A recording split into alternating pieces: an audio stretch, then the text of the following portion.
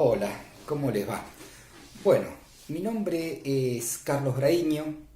Les cuento algo que me pasó, que acaba de suceder. Eh, Subí al consultorio, aquí estoy, está en la planta alta de mi casa. Traje los libros, lápices, marcadores, podrán ver libros, distintos libros, ¿no? Y cuando quiero empezar a filmar para comenzar este seminario, estos encuentros, me di cuenta que me había olvidado el teléfono celular con el cual estoy grabando. O mi inconsciente me había jugado una mala pasada. ¿Cómo me voy a olvidar el celular para grabar el seminario? Yo no tendré ganas de grabarlo. Siempre me ha tocado eso de ser medio pionero, ¿no? Me acuerdo cuando fundamos el seminario freudiano, Bahía Blanca, ya por el año 92, Alba Flesler, quien había conducido nuestra formación durante el año 86 hasta el año 92, dijo, bueno, yo no voy a seguir viajando a Bahía Blanca a dar seminarios como siempre, así que vendrán otros analistas, empezarán ustedes a dar seminarios, nosotros. Bueno, el que se anime que dé un paso al frente, éramos pocos, éramos 5, se ve que todos dieron un paso para atrás, yo quedé ahí, y en el año 93 abrí un seminario sobre adicciones, un par de charlas en el Salón Islas Malvinas, ahí donde Alba había dado todos los seminarios, cara dura. Hacía pocos años que me había recibido, pocos años de análisis, no tenía mucha formación. Y dije, bueno, me voy a peinar como Isidoro Beg, me voy a poner un saco parecido al que tiene Isidoro a cuadros, y me haré el Isidoro. Bueno, me presenté. Ya les digo, de cara dura. Algo iba a poder decir. No me salió ni parecido a Isidoro. Pero ni parecido, imagínense. No me sale ahora. Ni parecido, por suerte. Pero me animé. Después de tantos años, Comisión de Enseñanza de Seminario Freudiano Bahía Blanca, hoy Escuela de Psicoanálisis, me invita a través de Silvina Candia, a quien le agradezco esta invitación y a la comisión, a la escuela, a dar un seminario, un par de encuentros. Digo, bueno, estaría interesante. Me dice Silvina, ¿qué te gustaría dentro de lo que a vos te gustaría dictar? Le digo, mira Silvina, déjamelo pensar, no por hacerme el histérico, sino que en ese momento no sabía. Y empecé a pensar en los 4 discursos, tema que siempre me interesó. Bien, se viene el aislamiento, ¿cómo se llama social obligatorio, preventivo, APSO, ¿no? Aislamiento preventivo, social y obligatorio. Y me toca nuevamente estar en los inicios de los seminarios vía virtual, al menos acá en Bahía Blanca. Yo sé que otras instituciones lo venían haciendo esto. Y ya no me puedo disfrazar de nada. Entonces dije, bueno, vamos a intentarlo. Así que bueno, es darles la bienvenida. Voy a tratar de ir desarrollando en un par de encuentros estos discursos que propone Lacan, que son interesantes pensarlos también desde el aspecto clínico, ¿sí? Es decir, cómo tocan no solamente cuestiones que hacen a lo social, sino cuestiones que hacen a la clínica. Hablando de cuestiones que hacen a lo social, bueno, no podemos dejar pasar por alto que esta charla, como les decía, la estoy haciendo en un aislamiento social. La idea, uno dice, sí, es no aislarse. Sí, es cierto, por eso estamos acá, tratando de comunicarnos de alguna manera. Pero bien, sabemos todos que no es lo mismo. He escuchado muchos analistas, ¿no?, que dicen, porque este real que nos afecta, me pregunto, ¿es un real? Eso es lo primero que me pregunté. Lo comparto con ustedes. Yo creo que es un imaginario, sin quitarle peso a lo imaginario. Es decir, Lacan, ¿dónde pone lo imaginario? En el cuerpo. Lo simbólico en la muerte y lo real en la vida. Este virus tiene cuerpo. Si nosotros fuésemos físicos o químicos, no sé qué habrá que ser, y tuviésemos un microscopio electrónico, lo podríamos ver muy bien. Y si tuviésemos unas micro pincitas, ¿no?, de depilar, para agarrar bacterias y virus, hasta lo podríamos agarrar con una pincita. Creo que están extrayendo el ADN también de este bicharraco para ver si pueden hacer una vacuna. Así que es bien de lo imaginario. Y tan de lo imaginario que nos corrió el espejo y el imaginario se nos desató, se nos desanudó y no sabemos para dónde ir. A tal punto que decimos, este es real. Lo mismo lacanianos. Reverso del psicoanálisis. Psicoanálisis al revés, en vez del psicoanálisis. Distintas formas de nombrarlo, ¿no? Donald Trump estaba levantando un muro en la frontera de México para que los mexicanos no pasaran a Estados Unidos.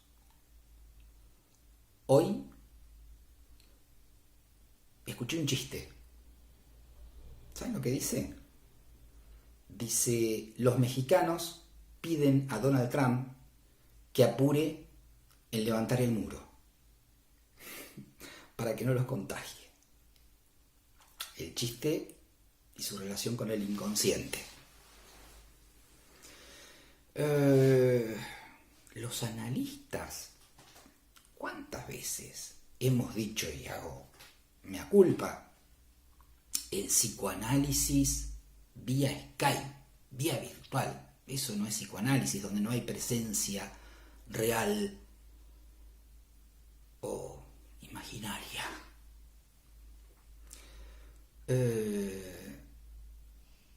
Hoy estamos trabajando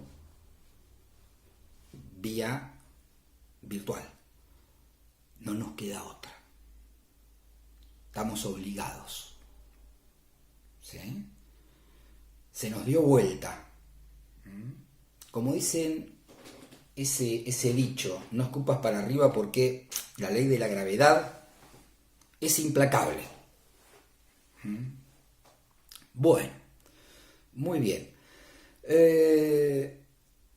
Podríamos decir algunas cosas más de lo que está sucediendo, pero me gustaría que empecemos de a poquito a introducirnos en el tema. Yo voy a leer algo que en algún momento leí de un libro de psicoanálisis y que no recuerdo ahora porque lo anoté, me gustó tanto que lo escribí y no puedo hacer referencia a quién.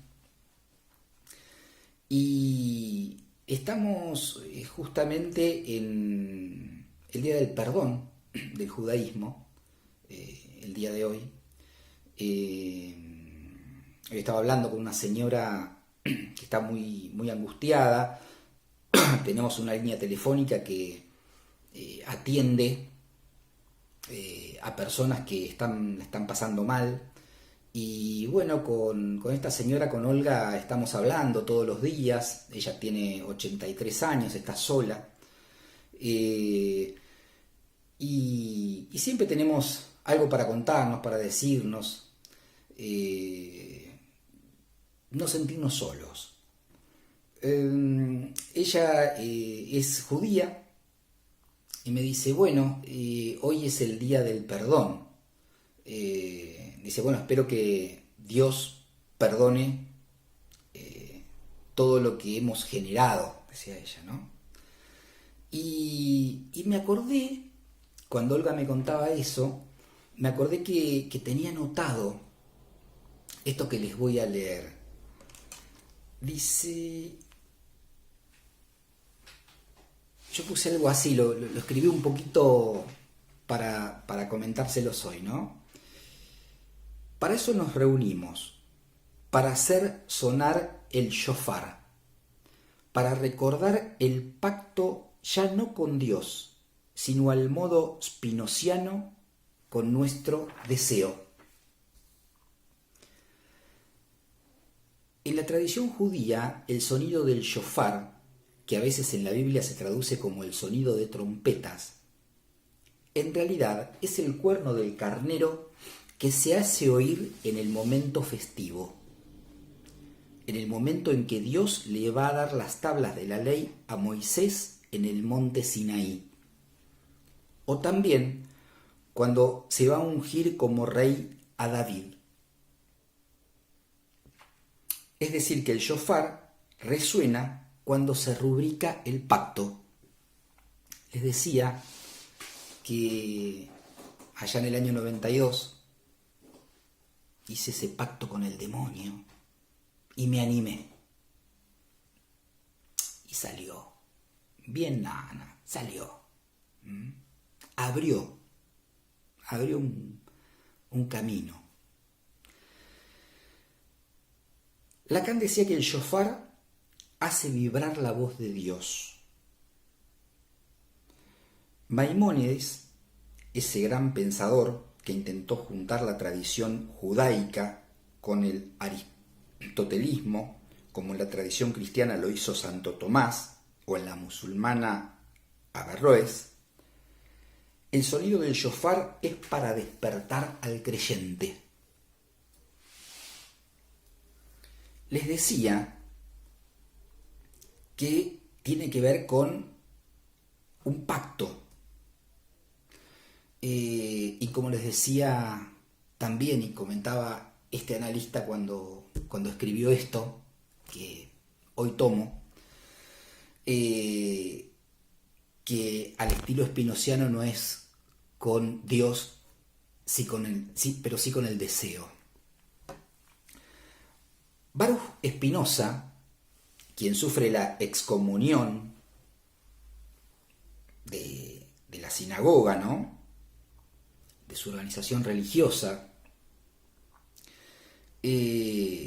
También, así como Lacan, recibió la excomunión de la IPA, de la Internacional Psicoanalítica.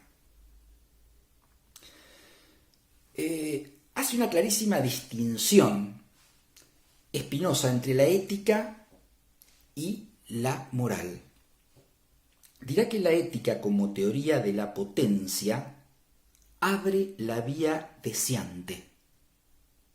En cambio, la moral, como una teoría de los deberes, abre la vía del imperativo y por lo tanto del superyo, lo cual esto divide absolutamente las aguas. Si estoy aquí, y si estamos aquí,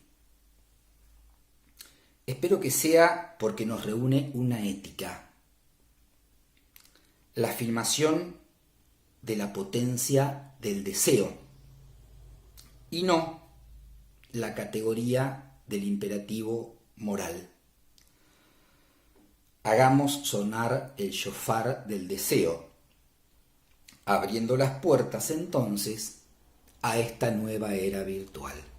Bienvenidos y bienvenidas. Bueno, muy bien. Yo hace unos años escribí un libro que, bueno, al releerlo, con el pasar del tiempo, uno también dice, qué osado, ¿no? No lo volvería a escribir de la misma manera. Tiene algunos errores de edición, algunos conceptuales, que hoy no pienso lo mismo. Pero bueno, sirvió en su momento. Y hay algunas cosas que puedo rescatar aún de él. Porque es cierto que cuando uno ya presenta el libro ya no es de uno, ni lo escribió uno. Yo ahí hablo sobre los 4 discursos en la dirección de la cura. Y pongo que en el seminario 17, dictado entre los años 1969 y 1970, titulados como El reverso del psicoanálisis, Lacan desarrolla la conceptualización de los 4 discursos. Respecto al año 70, se podría decir que durante ese periodo se desarrolla en Italia el Congreso de Neurología y Psiquiatría de Milán, congreso donde Lacan transmite sus observaciones acerca de la presentación de enfermos y adjunto a este tema el aporte del psicoanálisis a la semiología psiquiátrica, tema que a la fecha tiene plena vigencia en el trabajo de instituciones hospitalarias. El aporte al cual me refiero es el de la tesis formulada en 1932, donde él entra al camino de la psicosis a través de esa tesis, ¿no? Sobre la paranoia de autopunición, conocida como el caso Aimé. Para gran sorpresa, Lacan dirá allí: es evidente que describiendo las cosas así a propósito de mi paciente, yo no tenía las categorías que tengo ahora. No tenía ninguna idea del objeto en aquel momento. Pero es totalmente sorprendente que cuando hice ese trabajo que apareció en 1932, tenía entonces 30 años. Procedí con un método que no es sensiblemente distinto de lo que he hecho después. Si se relee mi tesis, se ve esta atención brindada a lo que ha sido el trabajo, el discurso de la paciente. La atención que yo le he aportado es algo que no se distingue de lo que he podido hacer desde entonces. Es decir, que él ya ahí hace referencia a la importancia del discurso.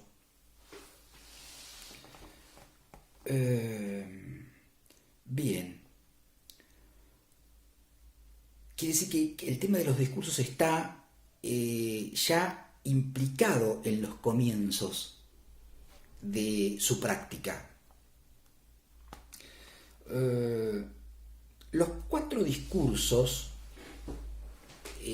Lacan los llama discurso del amo, discurso universitario, discurso de la histérica y discurso del analista. Y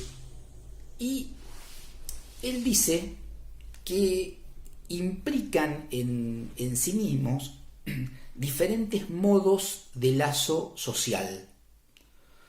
Es decir, implican una relación del sujeto a la palabra. Para esto me parece que sería necesario que comencemos a describir de alguna manera qué es un sujeto, cómo se puede pensar un sujeto, cómo Lacan piensa al sujeto. A mí me gusta mucho la frase de Freud, de la conferencia 31, cuando al final de esa conferencia él dice en alemán "Wo es war, soll ich warten", que traducido al español sería "donde ello era, debe", y bueno, acá está "ich", sería yo, advenir. Así lo entendieron los postfreudianos, Hartmann, Lowenstein, Chris, e hicieron con esa frase, con ese aforismo, la psicología del yo o la ego psychology, centrada en la segunda tópica freudiana. Bueno, el yo, los mecanismos de defensa y todo lo que conocemos. Lacan retoma esa frase, retoma ese aforismo, y ahí donde aparece el ich freudiano, Lacan va a leer sujeto. Es decir, donde ello era, debe el sujeto advenir. ¿Cómo va a advenir este sujeto? Desde su discurso. ¿Y cómo define el sujeto? Bueno, para definir, toma las enseñanzas de Ferdinand de Saussure, a través de lo que conocemos como el signo lingüístico, y recordarán, si no lo pueden googlear, no nos vamos a detener demasiado tiempo en esto, pero que el signo lingüístico está conformado por un significado y un significante. Pone arriba, pone significado, ¿no? Vamos a escribirlo. Pone significado y abajo pone significante, y los pone así, ¿verdad? Entre paréntesis, con una flechita para arriba y otra hacia abajo, diciendo que son biunívocos, que se corresponden el significado al significante. Al significado lo va a llamar concepto, y al significante lo va a llamar o denominar imagen acústica. Es decir, concepto e imagen acústica. Y para graficarlo, hace el conocido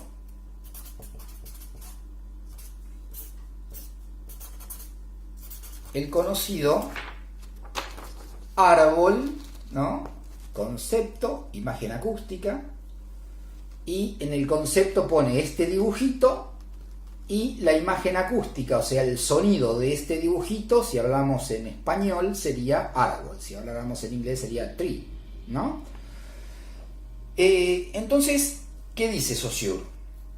Que el significado se corresponde con el significante y a eso lo denomina, ¿cómo lo denomina? Signo lingüístico. ¿Y qué va a decir? Que la lengua es una sucesión o una sumatoria, una sucesión de signos. Bueno, de este concepto sassuriano, Lacan va a tomar parte de este concepto, el en vez. Lo va a dar vuelta, le va a quitar las dos flechitas, le va a quitar también los paréntesis y lo que va a hacer es invertir donde está el significante, que estaba abajo, lo va a poner arriba con una S mayúscula, y al significado lo va a poner debajo de la barra con una S minúscula. ¿Sí?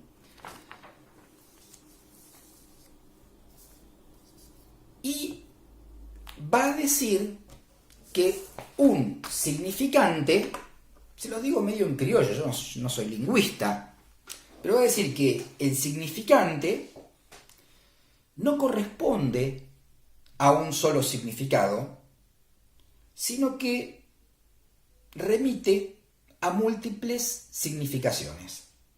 ¿Sí? Esto, ¿qué quiere decir? ¿Qué lectura hace Lacan con esto? Porque, digamos, no nos olvidemos que estamos tratando de definir al sujeto, ¿no? Entonces, él después se anima a presentar su aforismo diciendo que significante es lo que representa a un sujeto para otro significante.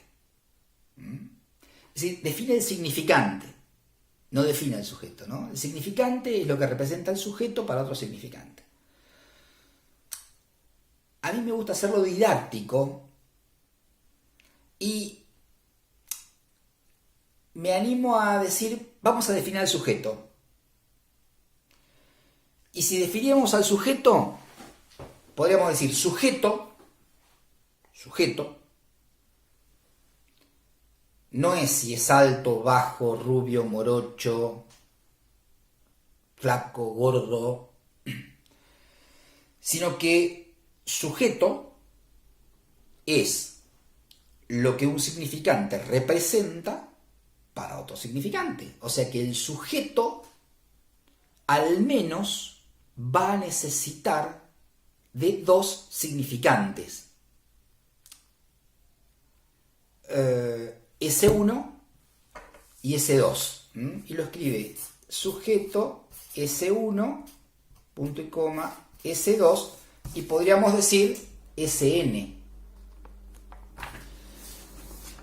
A mí me gusta siempre, para poder entender este concepto, hacer un dibujito que es muy simple y que son las... A ver, ahí lo estoy dibujando. Lo que podríamos decir las puertas, ¿no? Si nosotros siguiésemos a Saussure, diríamos, ponemos una barra acá y abajo ponemos puertas, ¿no es cierto? Y si lo encerráramos entre paréntesis y si le pusiéramos las dos flechitas, sería el signo lingüístico. Pero ¿qué sucede? ¿Qué sucede?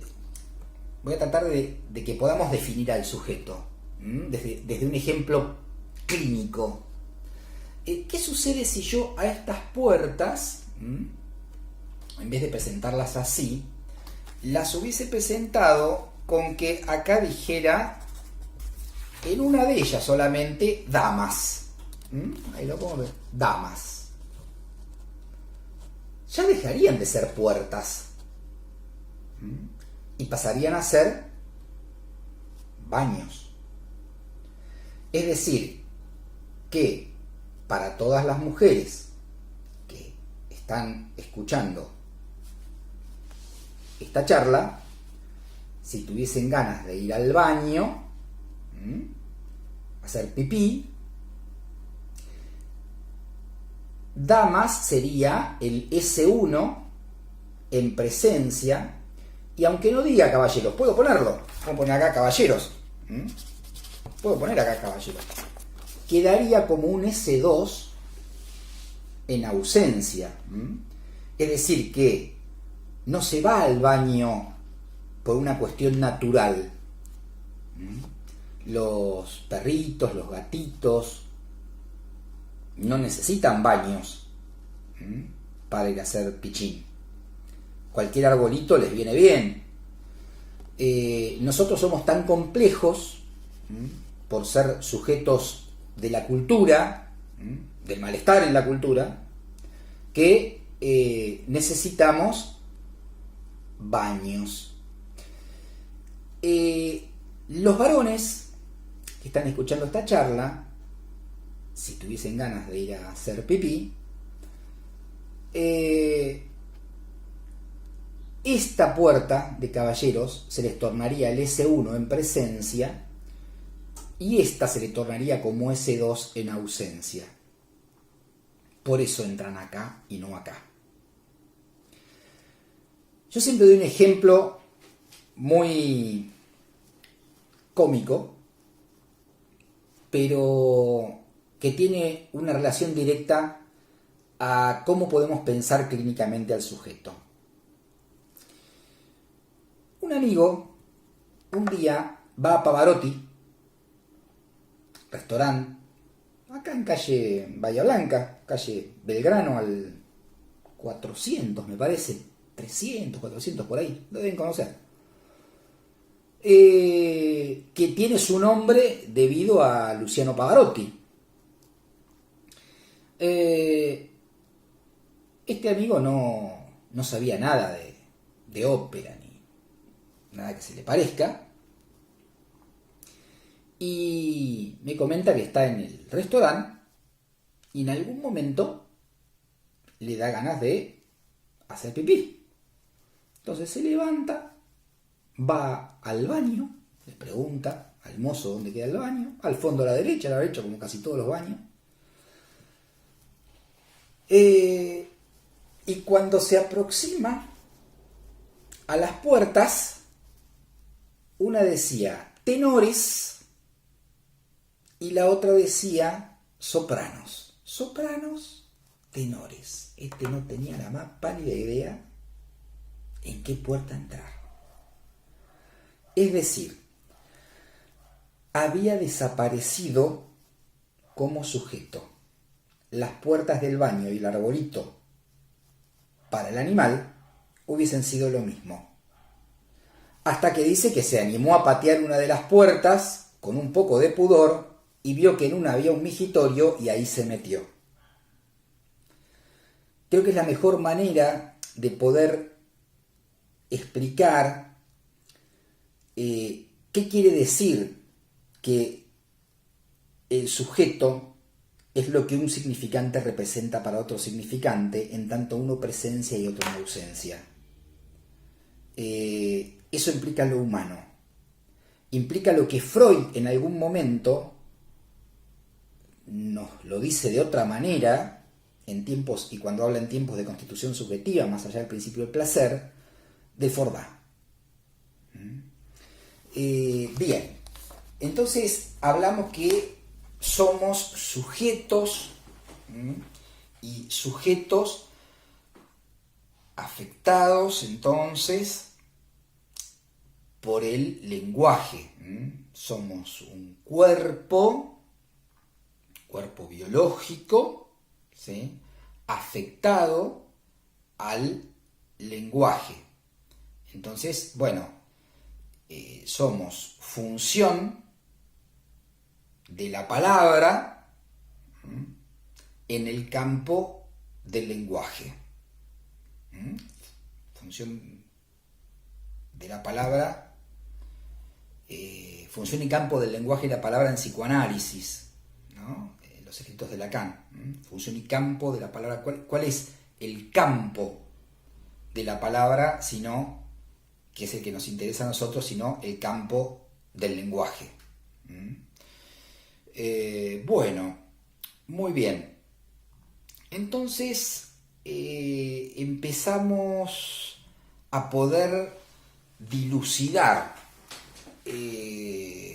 un poco con qué tiene que ver la cuestión de los discursos y que tiene que ver con lo humano, y que Lacan los nombra con estos cuatro. Él lo que hace es, además de nombrar estos discursos, discurso del amo, el discurso universitario, de la histérica y del analista, lo que hace es formular 4 lugares que son comunes e iguales para los 4 discursos, que son agente,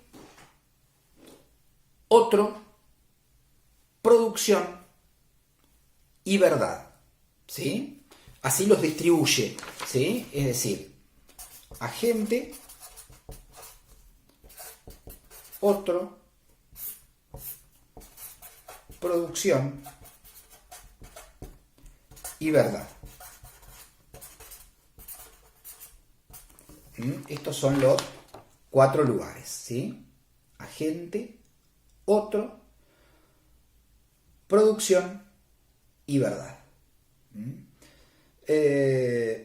Bien, y luego aporta a estos lugares que son comunes 4 letras, que son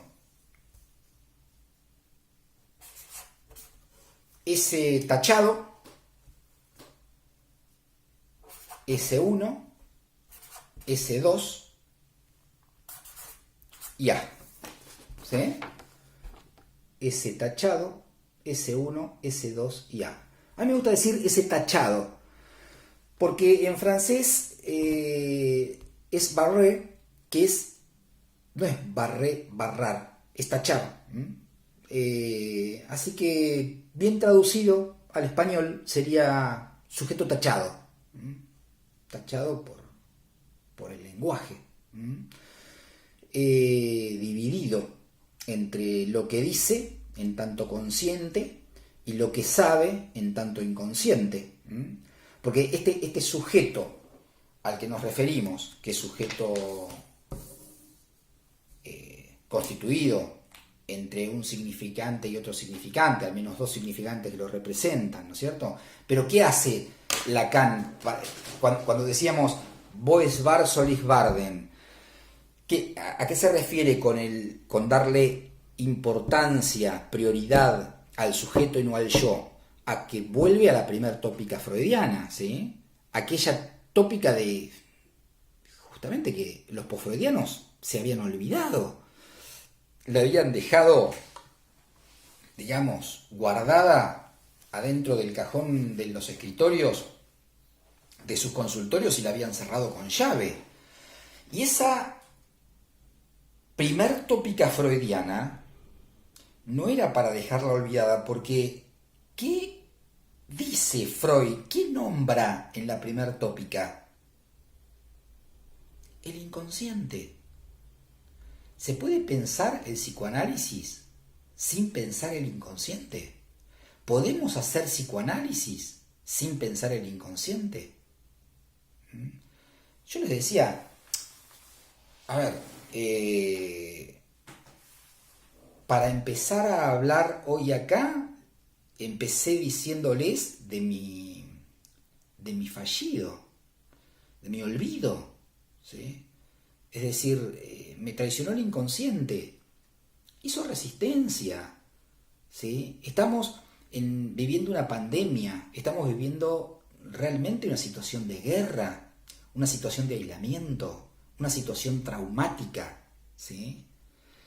Y no estamos cómodos, nuestro imaginario está desanudado, ¿sí? Algunos más y otros menos. Algunos que podemos hacer algo con esto y otros que están muy mal. Entonces, digamos, el inconsciente está ahí, no está en las profundidades. Cuando hablamos de inconsciente, ¿cómo lo pensamos al inconsciente? ¿Lo pensamos como algo que está escondido ahí en las profundidades? ¿O el inconsciente es eso que se produce? Eso que se produce en transferencia, ¿sí? Pues en transferencia. Y que está de alguna manera también dirigido a un otro que pueda escuchar allí.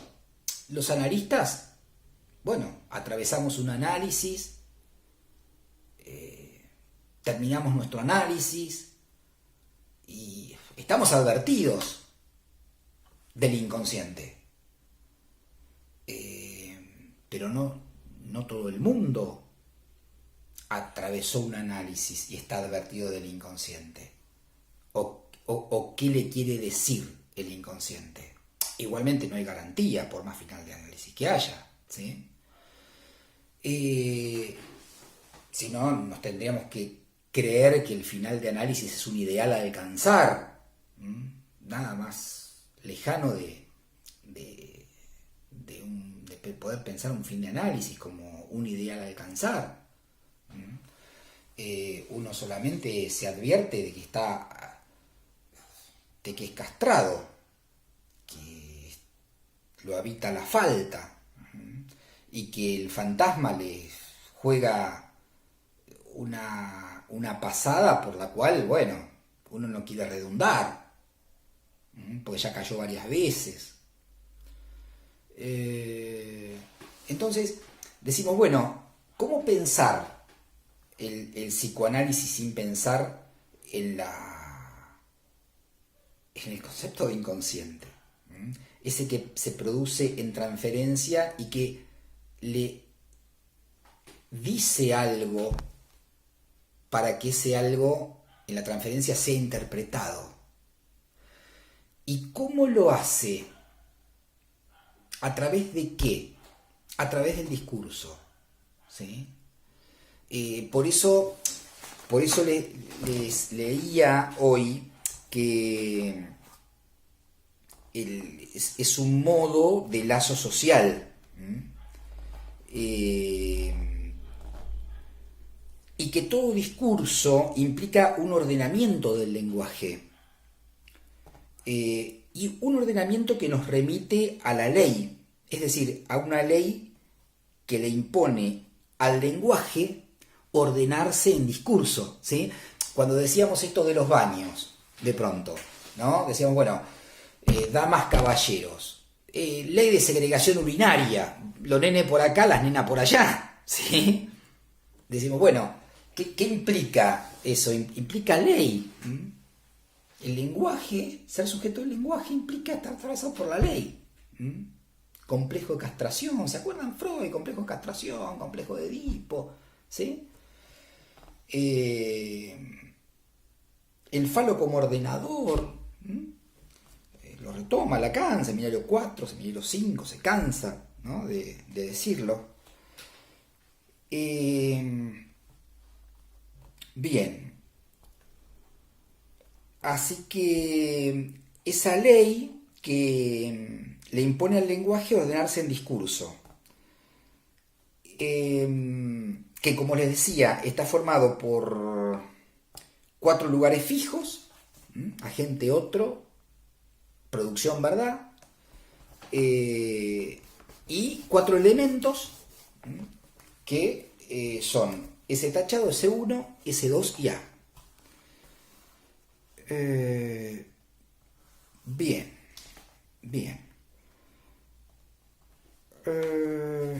Vamos a ver entonces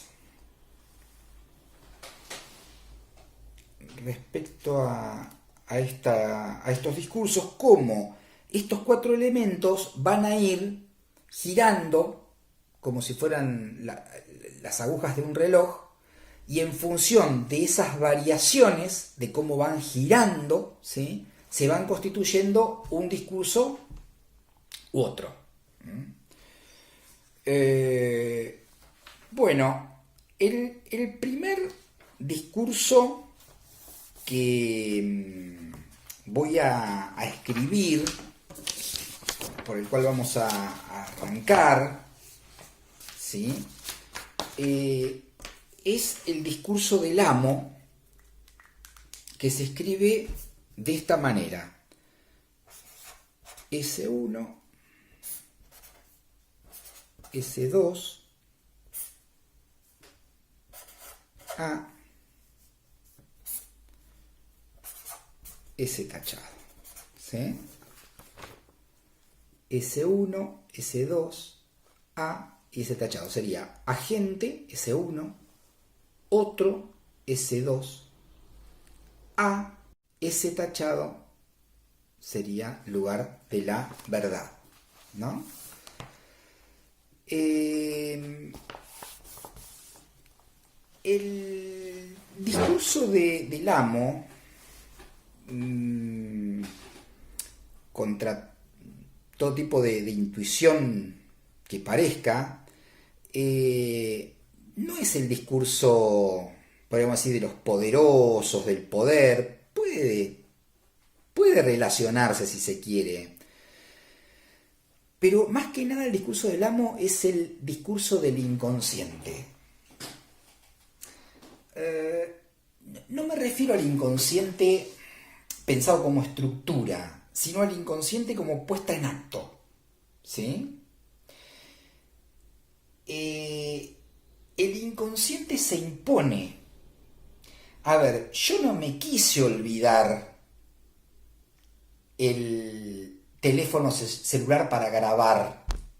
Yo, moi, ich, yo, no me quise olvidar el celular, pero me lo olvidé. Se me impuso el amo, puesta en acto del inconsciente. Después está en que se lea o no se quiera leer. ¿Sí? Claro, no. Me gustaría estar con ustedes, me gustaría estar compartiendo un momento junto con ustedes para, no sé, que podamos charlar o, no sé, darnos un abrazo, decirnos antes de la charla o después, darnos un abrazo, decirnos cuánto hace que no te veo, cómo estás, ¿no? Pero bueno, no es posible. Y el inconsciente se resiste a eso, ¿sí? Bien.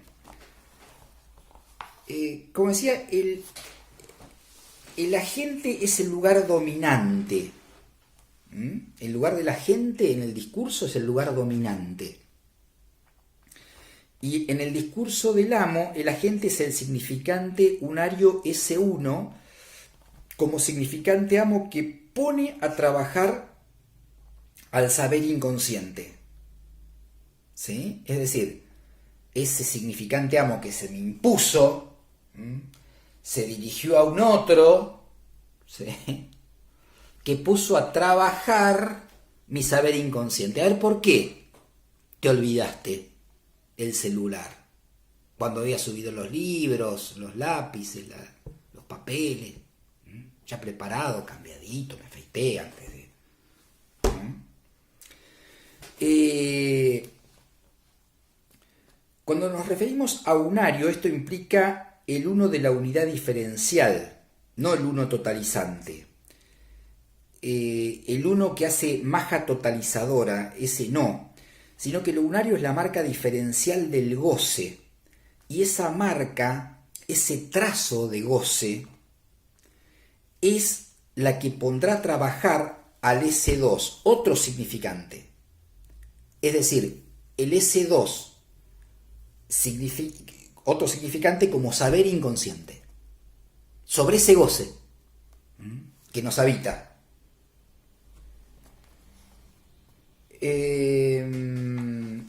Yo había pensado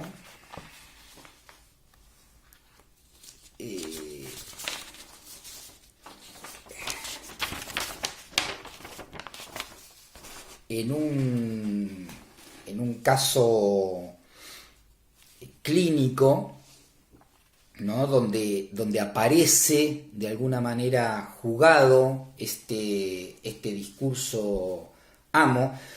No quiere decir que esté bien o que esté mal. Por lo general el discurso amo por ahí a veces hace que uno, no sé, consulte de pronto, ¿no? Dice, bueno, a ver, me siento mal, no sé qué me pasa, se me está imponiendo algo, no tengo idea qué, ¿sí? Bueno, consulto, me dirijo a un otro que puede hacer trabajar el inconsciente ahí. Si hay un analista, estará ahí, ¿sí? El discurso, les decía que el discurso, vamos, el discurso del inconsciente, también lo nombra Lacan en algún momento como el discurso de la yocracia, el yo, ¿no? Este soy yo, ¿sí?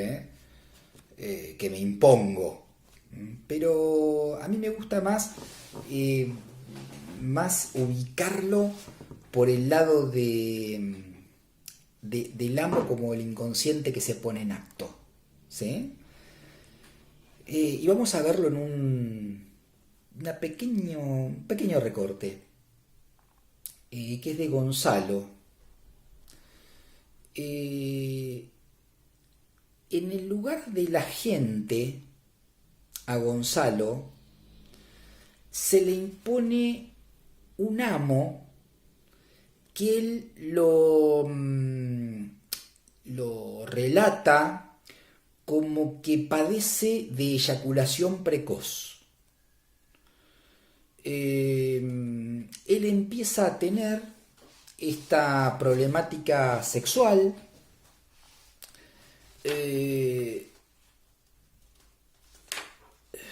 y lo primero que recurre es a médicos, va a urólogos, médico clínico, lo derivan a un urólogo, raro que lo derivan a un psicoanalista. Le dan medicación, le dan pastillas, según cuenta él, para retardar la eyaculación. Dice que no le producen efecto estas pastillas. Él cuenta que con las mujeres le va bien, que por lo general si va a un boliche, si sale a algún lugar, las mujeres lo apuran, ¿no? Y él lo que dice es que se retira de alguna manera de la escena para no pasarla mal, porque realmente lo pasa muy mal y se angustia con esto.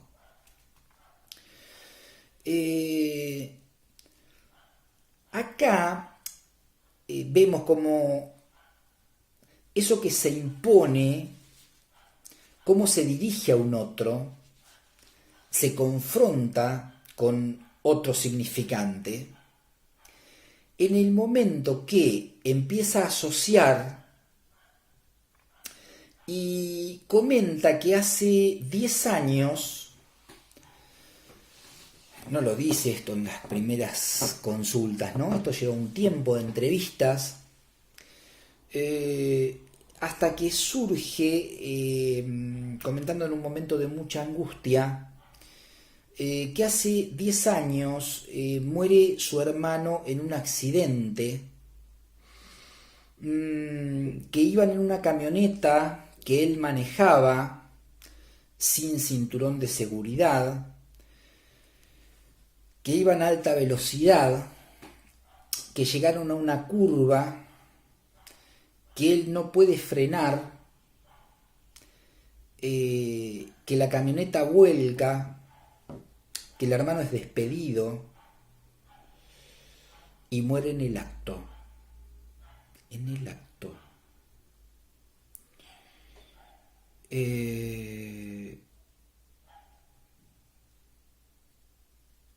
Se produce ahí un saber, un S2, donde no puede frenar en el acto. No puede frenar en el acto.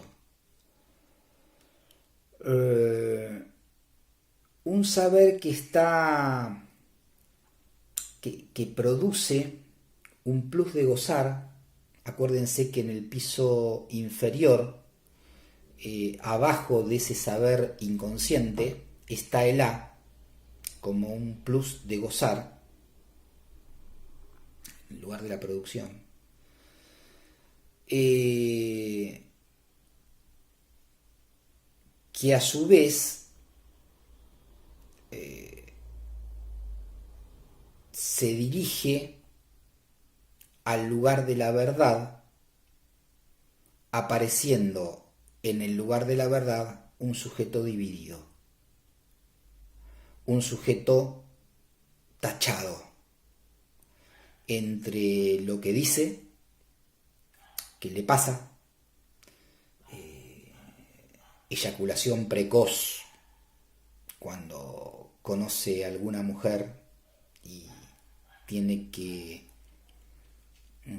realizar un acto sexual, y entre ese decir y ese saber aparece en el lugar de la verdad la división del sujeto.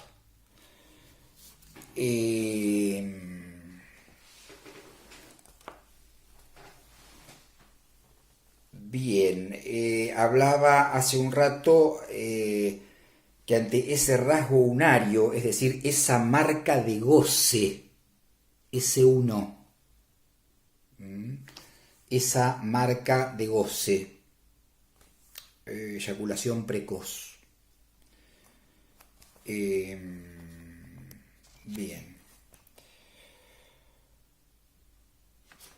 Bien. Entonces, digamos, ahí podemos ubicar cómo el discurso es una forma de lazo social, es una forma donde una gente, por eso digo, desde el lugar que esté, se dirige a un otro para producir algo que tiene relación a una verdad. Por eso es lo que va a estar fijo, ¿no? Pero que hay que ver dónde está posicionado ese que habla, de qué elemento es el que comanda, el agente que comanda el discurso. Por eso decíamos que en el discurso del amo, el que comanda es ese rasgo unario como marca de goce, que se dirige a un otro en tanto saber. Bien.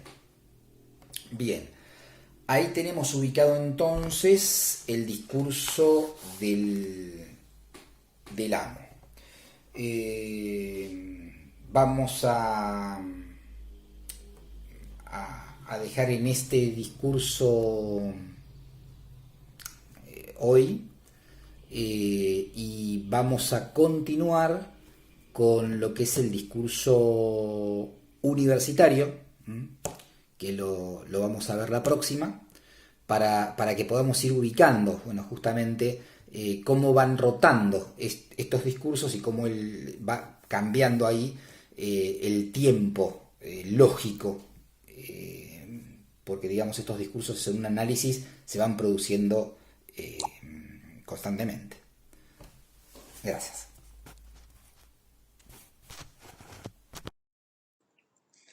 Bueno, eh, la idea es continuar hoy con el discurso universitario.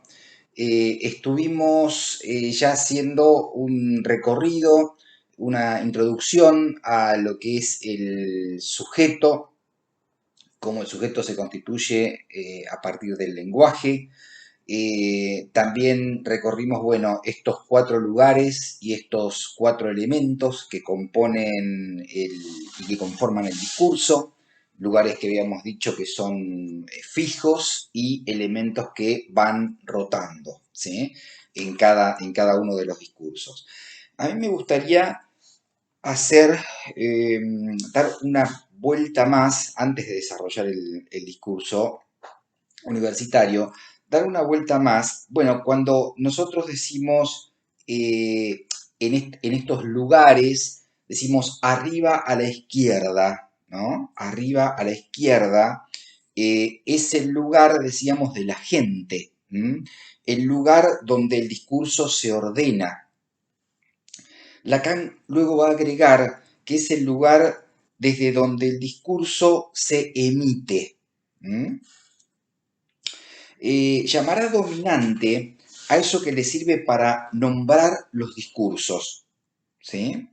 El lugar dominante lo llama también, como decíamos, el lugar de la gente, es decir, aquel que impulsa a ejecutar la acción. ¿Mm? Por eso decimos el emisor. Algo que me llamó la atención en el seminario 17 es que él en la página 98 de este seminario, por aquí lo tengo, eh, en la página 98, él dice, va a poner, va a poner, eh, en el lugar dominante, ¿sí? O sea, en el lugar de la gente, va a poner deseo. ¿Mm? Dice que eh, deseo que se dirige a un otro. Vamos a ver después qué sería este otro. ¿Mm? Que ubica también él en el lugar del otro, cómo lo va trabajando a lo largo del seminario. ¿Sí? Es interesante poder verlo, porque si no, decimos, bueno, a ver, arriba a la izquierda, lugar de agente. Bueno, sí, agente. ¿Y agente de qué? ¿No? Bien, vamos al segundo lugar, que sería arriba a la derecha, ahí donde veíamos es el lugar del otro, ¿sí? Eh, en esta misma página, arriba a la derecha, ubica al otro, ¿sí? El otro es una categoría central en el conjunto de toda la teoría lacaniana, ¿sí? Ya que el otro, o el otro con mayúscula, el otro con minúscula, el petit a, bueno, forman parte o recorren toda la obra de Lacan. Del otro, dirá que en el discurso es el que trabaja para hacer surgir la verdad. ¿Mm? Esta es la lógica que le va dando, ¿sí? El otro es el que trabaja para hacer surgir la verdad. Es decir, que establece una relación.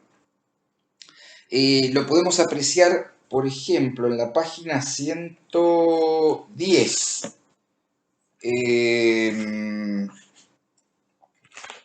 Dice, en el campo de esas ciencias que tienen la osadía de atribuirse el título de ciencias humanas, vemos claramente que la orden sigue sabiendo arma cierto revuelo. Habla del discurso universitario, ¿no?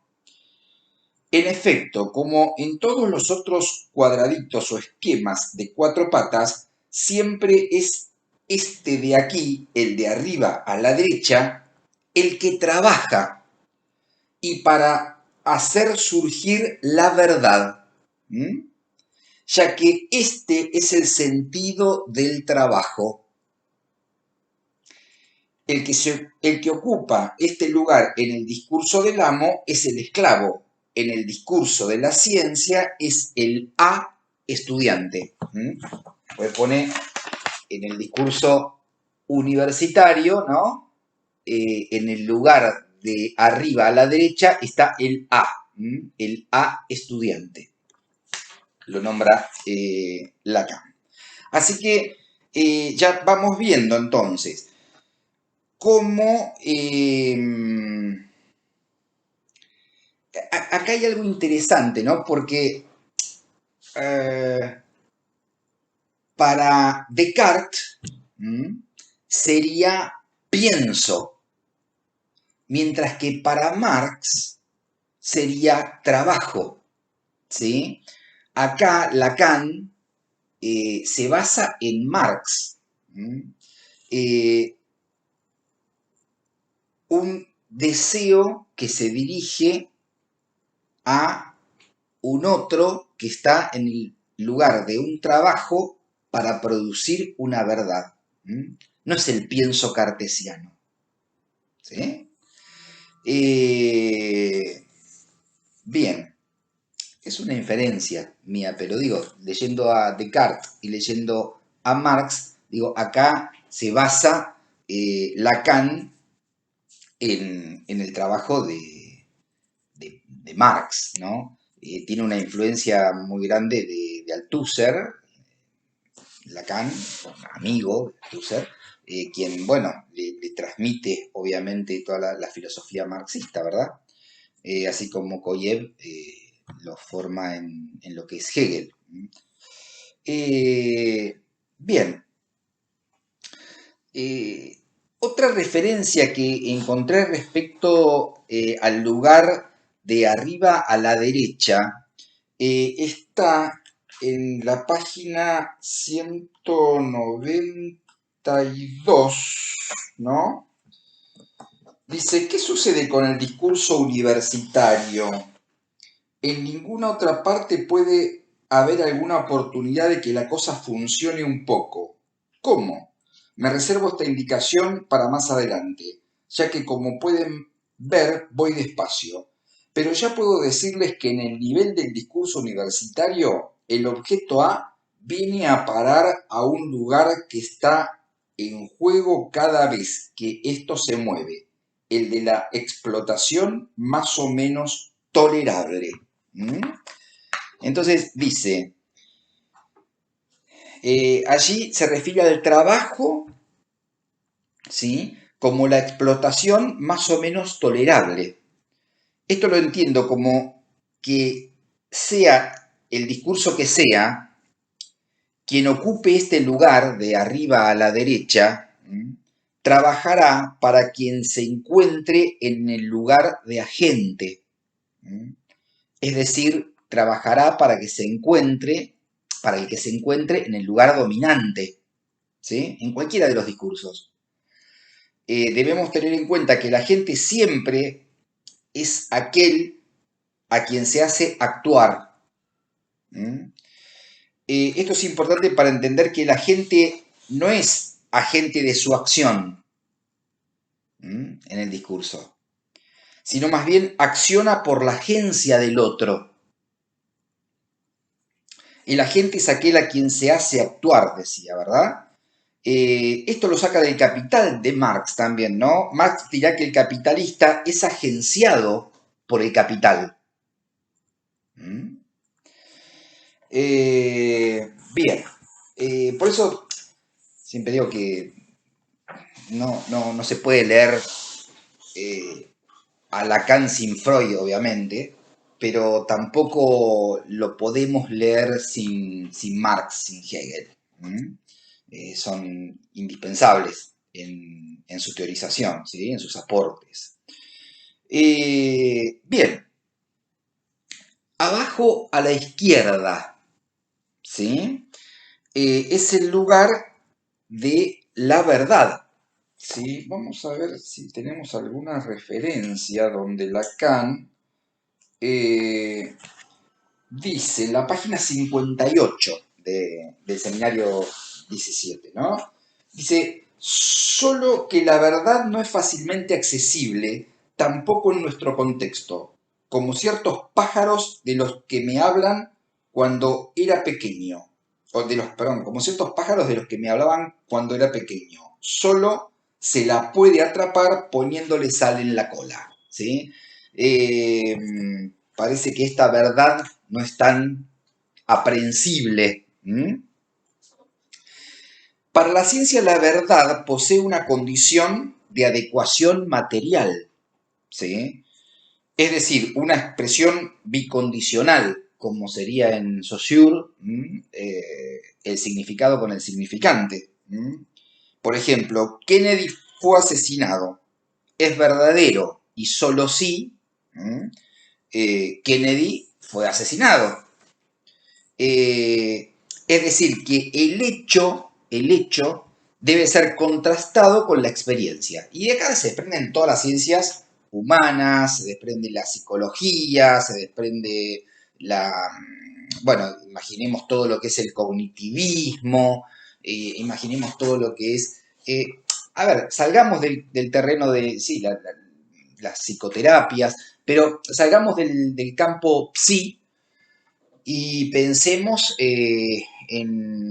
a ver, en el orden jurídico, las ciencias jurídicas, por ejemplo, ¿sí? Hablábamos Kennedy, fue asesinado, sí, solo sí, puedo contrastar, digamos, que eso sucedió. Entonces, digamos, lo penal, lo civil, tiene todo un correlato.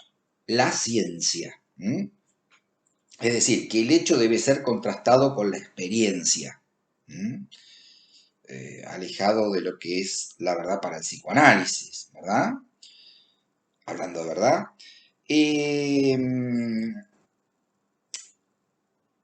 Digamos que la verdad en este caso implicaría una correspondencia entre lo ontológico y lo lingüístico. ¿Sí? Eh, Uno de los casos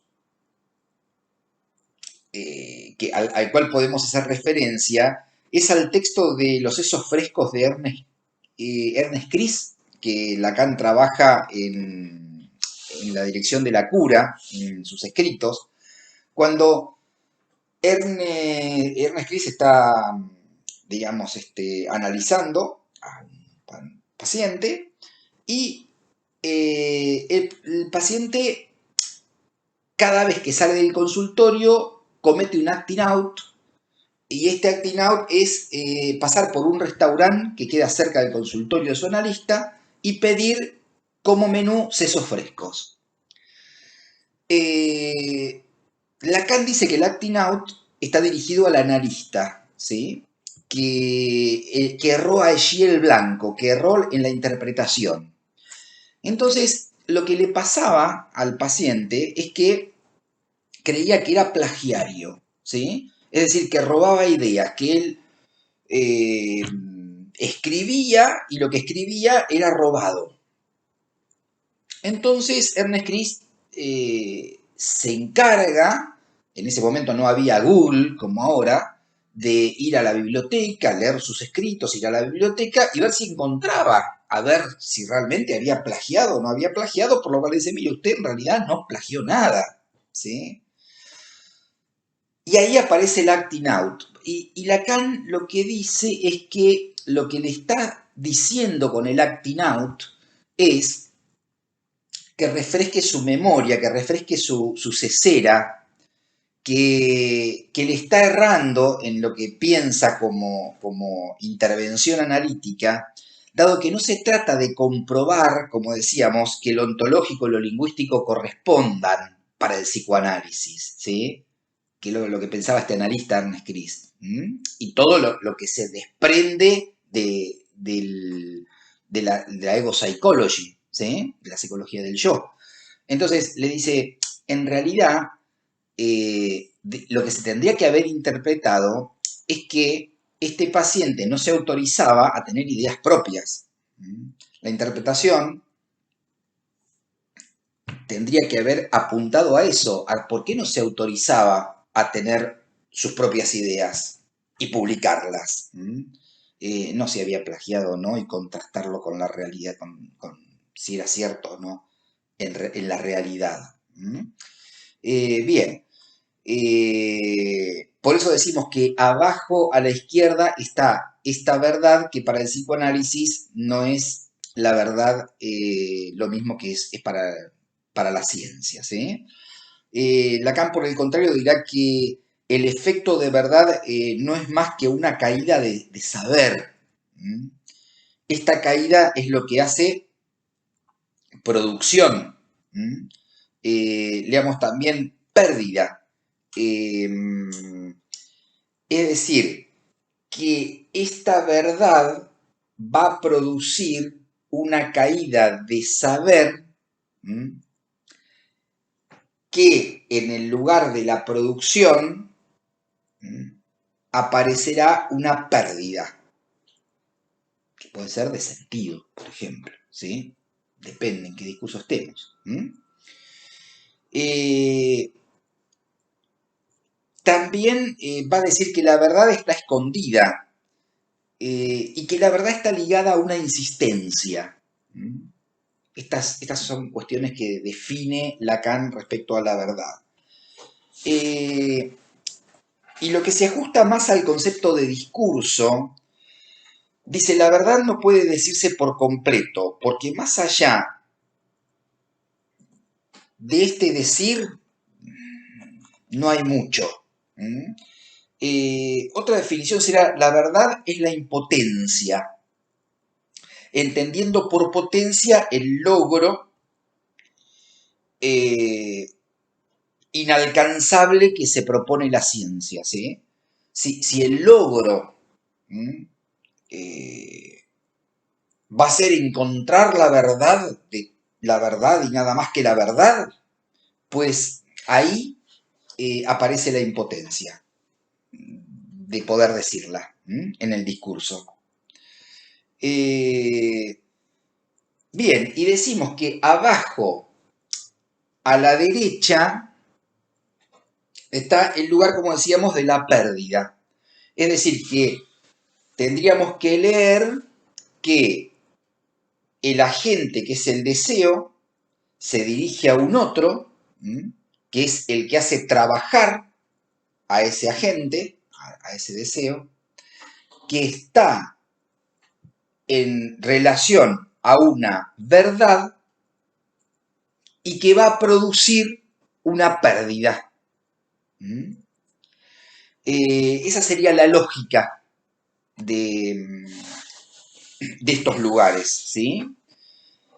Y después con respecto a los elementos, ¿sí? Que los nombré muy rápidamente, si nos detenemos un poquito en lo que son los elementos, el S1, por ejemplo, es un significante, es el significante que interviene sobre la batería significante que forma una red. Digo, para poder pensar distintas definiciones de S1 en Lacan, ¿no? Y como todo significante representa al sujeto.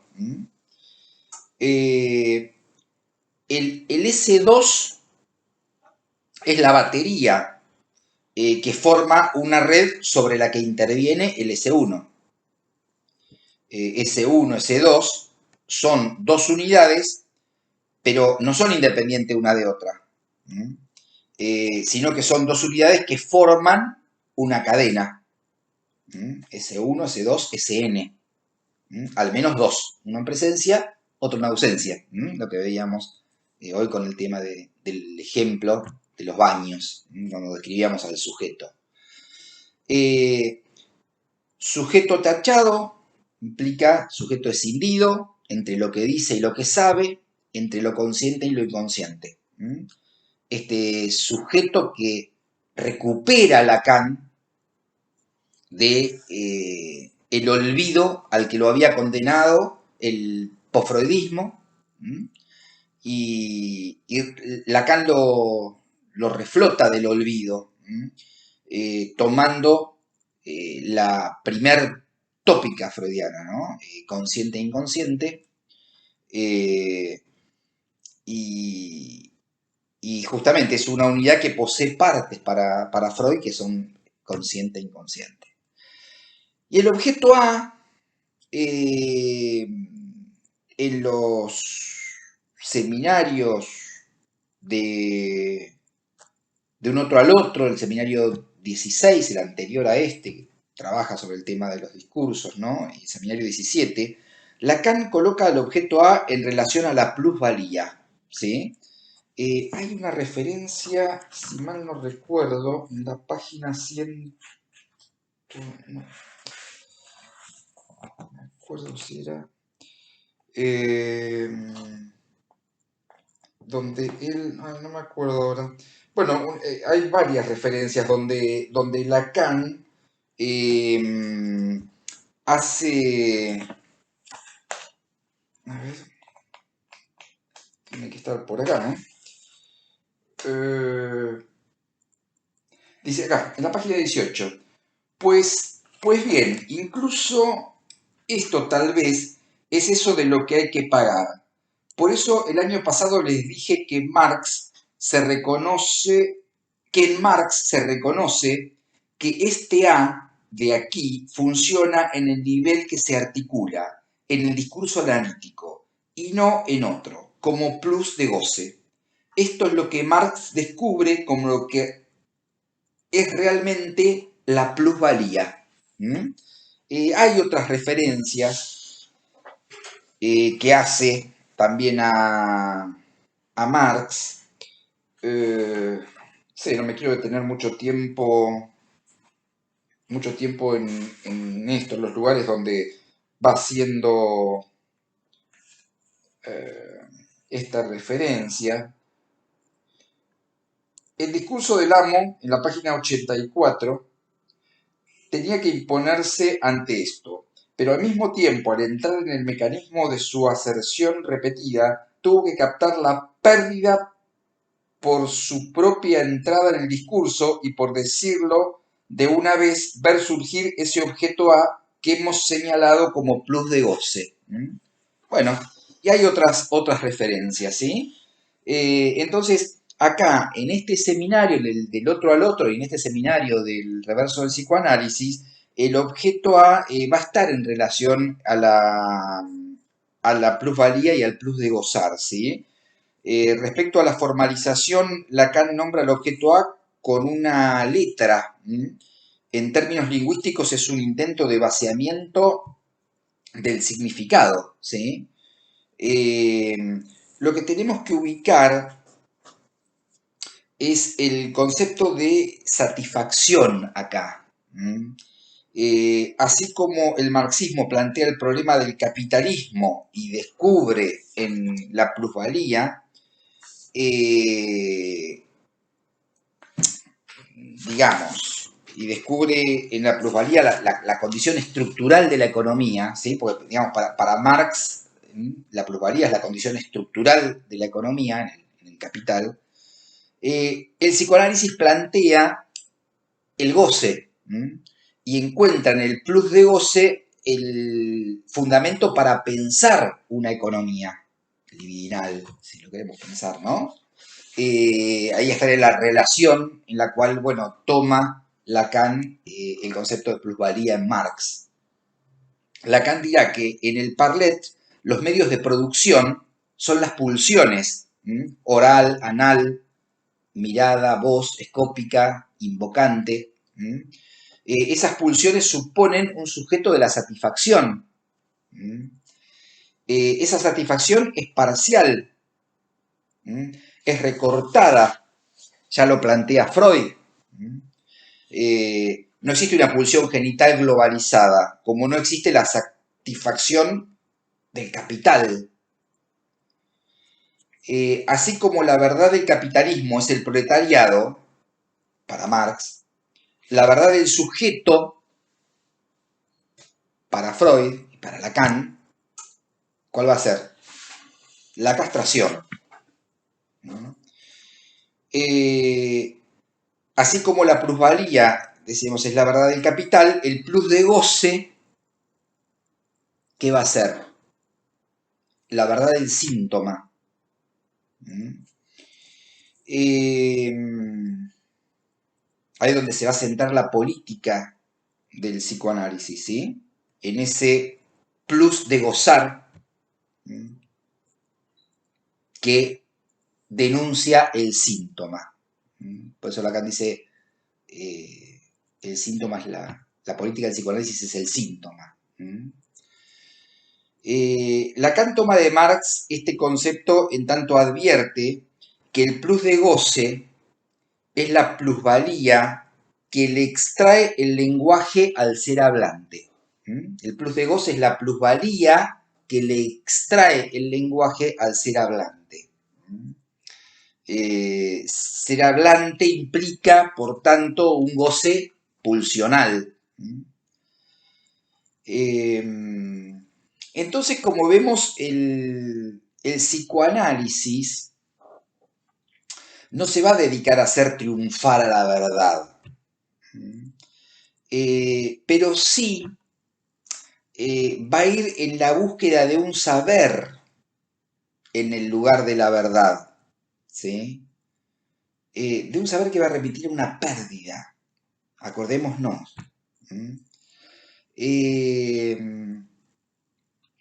Un saber que le va a permitir perder el goce que esa verdad comporta. Es decir, que se va a tratar de perder la verdad, no de consagrar la verdad.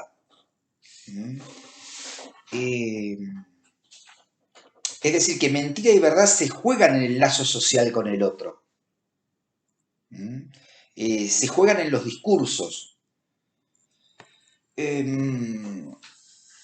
Es importante, digamos, poder ubicar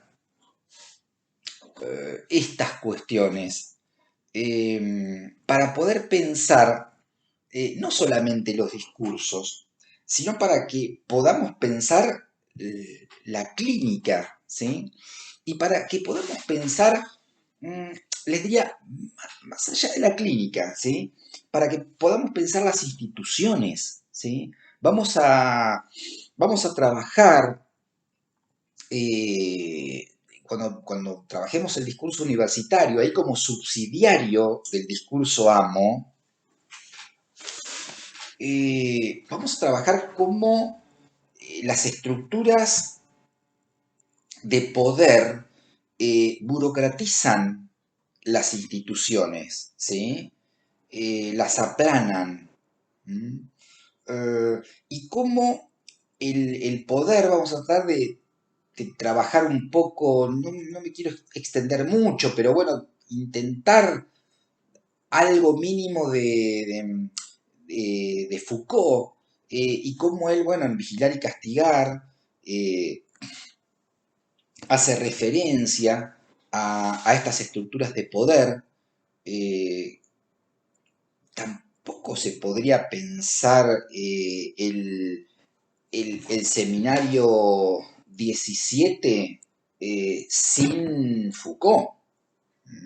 Eh, Obviamente, ahí empieza ya en el seminario 16, ¿sí? Lacan hace referencia a Foucault, ¿sí? Y ahí empieza a desarrollar los discursos. Así que bueno, vamos a tratar de interiorizarnos en estas cuestiones que hacen a la clínica y también en estas cuestiones que hacen a las instituciones psicoanalíticas.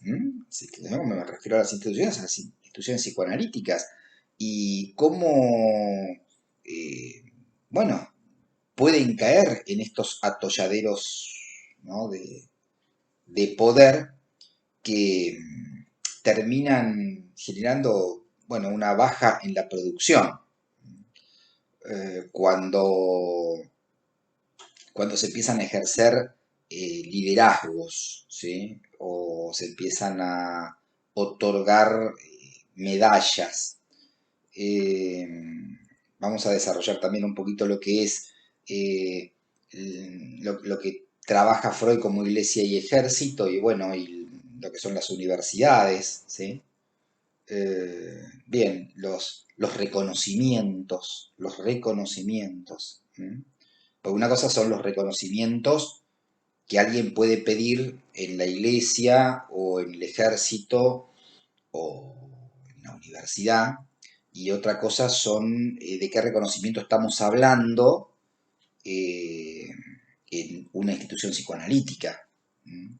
Eh, no es la misma verdad. ¿M?